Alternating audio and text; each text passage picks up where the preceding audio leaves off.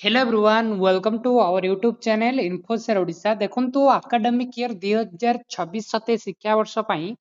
Post matric scholarship ଆସିଯାଇଛି deadline ଓ apply ମଧ୍ୟ started ହେଇଯାଇଛି ଅଲରେଡି।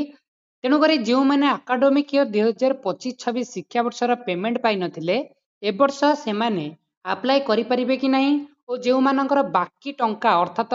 ଫାଷ୍ଟ ପେଜ୍ ପାଇଥିଲେ କିନ୍ତୁ ସେକେଣ୍ଡ ପେଜ୍ ସ୍କଲାରସିପ୍ ଟଙ୍କା ପାଇନଥିଲେ କେବେ ସୁଦ୍ଧା ଓ କେଉଁଭଳି ଭାବେ ଆପଣ ଏଇ ସ୍କଲାରସିପ୍ ଟଙ୍କାଟିକୁ ପାଇବେ ତା ବାଦ ଯଦି ଆଦୌ ଆପଣ ସ୍କଲାରସିପ୍ ଟଙ୍କାଟି ପାଇନଥିଲେ ଆର ବର୍ଷ ଅର୍ଥାତ ଆକାଡେମିକ ଇୟର 2025-26 ଶିକ୍ଷାବର୍ଷ ପାଇଁ କଣ କରିଲେ ମିଳିବ ଏଇ ସ୍କଲାରସିପ୍ ଟଙ୍କାଟି ଡିଟେଲ୍ସରେ ଭିଡ଼ିଓରେ ଆଲୋଚନା କରିବା। ଗୋଟିଏ ଭିଡ଼ିଓ ଦେଖନ୍ତୁ ଶେଷ ପର୍ଯ୍ୟନ୍ତ ଦେଖନ୍ତୁ ଯାହାଫଳରେ ଆପଣ ଟୋଟାଲି ଇନଫର୍ମେସନ୍ ପାଇପାରିବେ ରିଗାର୍ଡିଂ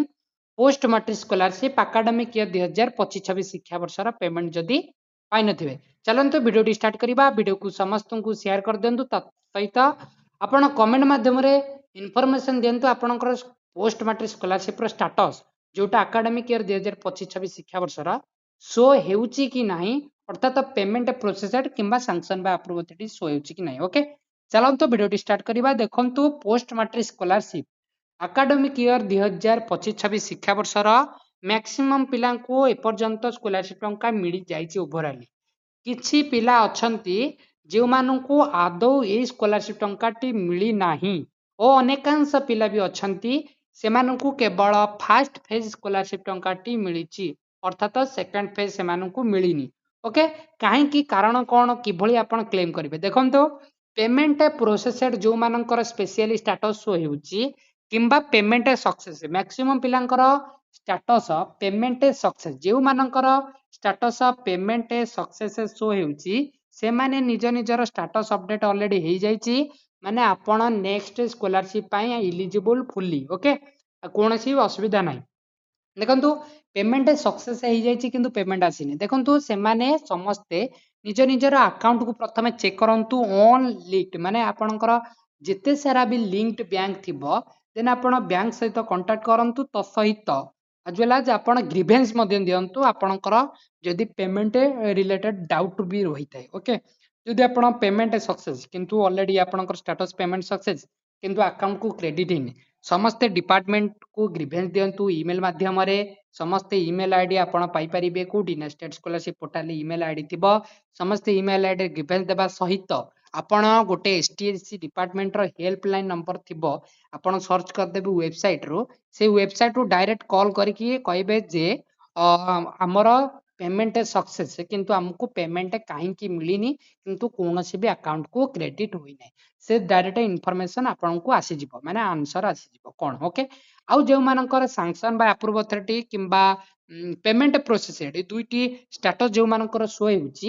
ଦେଖନ୍ତୁ ସେମାନଙ୍କର ଯେହେତୁ ଆପଣଙ୍କର ଆକାଡେମିକ ଇୟର 2026-27 ଅଲରେଡି ଷ୍ଟାର୍ଟେଡ୍ ହେଇଗଲାଣି ଆପଣଙ୍କର ଭେରିଫିକେସନ କମ୍ପ୍ଲିଟ୍ ହେଇଯାଇଛି ମାନେ ଆପଣଙ୍କୁ ଡିପାର୍ଟମେଣ୍ଟ ଲେଭେଲରୁ କୌଣସି ବି ଆନ୍ସର ଏପର୍ଯ୍ୟନ୍ତ ମିଳୁନି ବହୁତ ଦିନ ଧରି ହେଲା। ପ୍ରଥମତଃ କଥା ହେଉଛି ଯେହେତୁ ଡିପାର୍ଟମେଣ୍ଟ ଲେଭେଲରୁ ଏଇ 2026-27 ଶିକ୍ଷାବର୍ଷ ପାଇଁ ଅଲରେଡି ସ୍କଲାରସିପ୍ ଆପ୍ଲାଏ ଷ୍ଟାର୍ଟେଡ୍ ହେଇଗଲାଣି କିନ୍ତୁ ଆପଣଙ୍କୁ ଏଇ ପ୍ରିଭିୟସ୍ ପେମେଣ୍ଟ ମିଳୁନି ଏଥିପାଇଁ ଡିପାର୍ଟମେଣ୍ଟ ତରଫରୁ ମଧ୍ୟ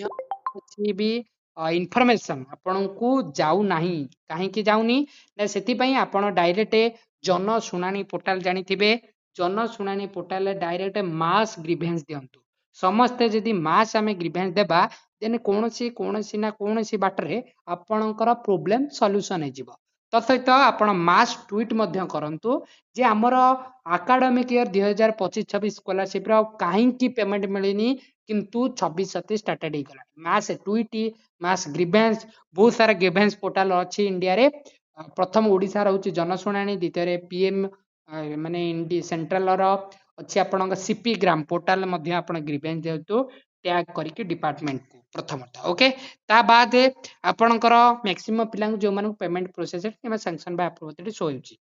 ଓକେ, ମ୍ୟାକ୍ସିମମ୍ ପିଲାଙ୍କୁ ମେସେଜ ମଧ୍ୟ ରିସେଣ୍ଟ ଆସିଛି ଆପଣଙ୍କର ତେଣୁକରି ଅପେକ୍ଷା କରନ୍ତୁ ଯଦି ଆପଣଙ୍କର ପେମେଣ୍ଟ ବି ରିଲିଜ ହେଇଯାଇଥିବ କିନ୍ତୁ ଆପଣଙ୍କର କ୍ରେଡିଟ୍ ହେଉନଥିବ ସେଥିପାଇଁ କୌଣସି ପ୍ରୋବ୍ଲେମ ହେଇଥିବ ତେଣୁକରି ଯେଉଁମାନେ ସେଣ୍ଟ୍ରାଲ ଫେଜ୍ ଅର୍ଥାତ୍ ସେକେଣ୍ଡ ଫେଜ୍ ପାଇନାହାନ୍ତି ସେମାନଙ୍କୁ ସେଣ୍ଟ୍ରାଲ ଗଭର୍ଣ୍ଣମେଣ୍ଟ କ୍ରେଡିଟ୍ କରିବେ କିନ୍ତୁ ଯେଉଁମାନେ ଫାଷ୍ଟ ଫେଜ୍ ଅର୍ଥାତ୍ ଷ୍ଟେଟ୍ ସେୟାର ହିଁ ପାଇନାହାନ୍ତି ତେଣୁକରି ତମେ ଷ୍ଟେଟ୍ ଗଭର୍ଣ୍ଣମେଣ୍ଟକୁ ଟ୍ୟାଗ କରିକି এই প্রকার প্রোবলেমକୁ সଲ୍ୟୁସନ କର। এইଭଳିଆ ଦେଖନ୍ତୁ ଆପ୍ଲିକେସନ ଇଜ ଅଣ୍ଡର ପ୍ରୋସେସ ଫର ଡିସବର୍ସମେଣ୍ଟ ଏଭଳିଆ आंसर आसी डिपार्टमेंट तरफ मे बी सी खूब शीघ्र आपण फाइल को सांक्शन करके पेमेंट दे पारती जहाँ इनफॉरमेशन माने अप्लाई आड़े चलुची किंतु अप्लाई तो ऑलरेडी स्टार्टेड हो गलानी 26-27 किंतु आपन को मे बी सारी भितर माने आपन को अप्लाई चालू थो यार पेमेंट दे पारे किंतु डिपार्टमेंट लेवल किसी भी आंसर आसुनी तेणु करी समस्ते सपोर्ट करंतु आपनकर स्कॉलरशिप ओके जेतु आपनकर डीबीटी चेक कर दियंतु काला डीबीटी ठीक न थाई पारे तेणु करी आपन पेमेंट क्रेडिट होई नଥାଏ समस्ते एई भलिया पोर्टल को जाई कि निज निजर डीबीटी चेक करंतु ओके डीबीटी आधार नंबर देबे आपनकर एई भलिया शो होई जिवो केउ बैंक सहित आपनकर एनेबल डीबीटी माने आपनकर डीबीटी ठीक अछि को बैंक नेम अर्थात यदि आपनकर एक्सपायरी हो जाइथियो पुनी पुनर्बार डीबीटी लिंक करंतु कारण कोनोसी असुविधा हेतु आपनकर may be payment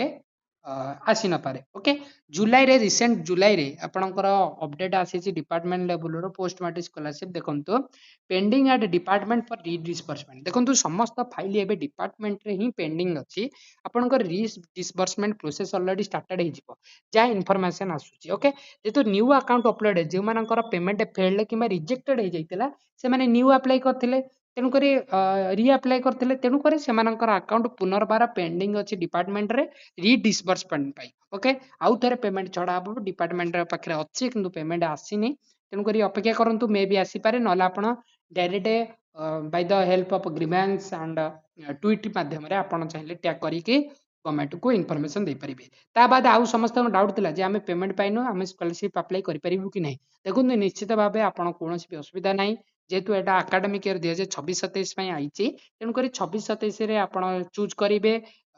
academic year then choose कला परे आपण श्योर अप्लाई करि परिबे ओके डेट आसीची लास्ट डेट 29 न देखंतु प्रीवियस जो भूल करथिले एबे से भूल करिवे नहीं खूब शीघ्र अर्थात